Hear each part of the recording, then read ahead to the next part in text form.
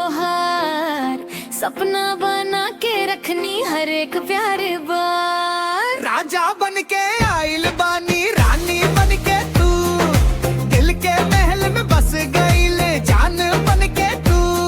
राजा बन के आइल बानी, रानी बन के तू दिल के महल में बस गई ले जान बन के तू। चुनरी उड़े जब उड़े दिल हमार, कामरिया लचके हो जाला बवाल।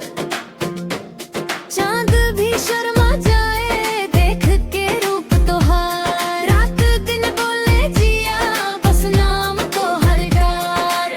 साथ रहे साजन जन्म जम के नाता, राजा रानी के प्रेम कहानी अमर बनाता। मुखड़ा मुखड़ा मुखड़ा मुखड़ा राजा बन के आइल बानी, रानी बन के तू दिल के महल में बस गई ले जान बन के तू। राजा बन के आइल बानी, रानी बन के तू राजा रानी की कहानी लिख दे अब आजू।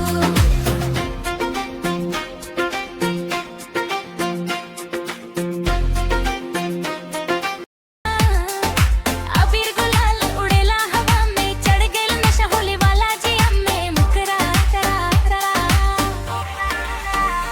रंग बरसे सैया पिचकारी बोले, लाल लाल हो गईल होली में डोले।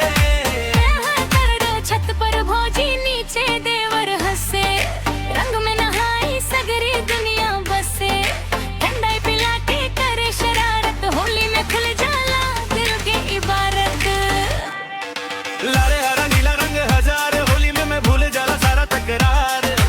आज खुशी के दिन ना कोई गिला, रंग में रंगा दे सैया दिल मिला। मुखड़ा रंग बरसे सैया पिचकारी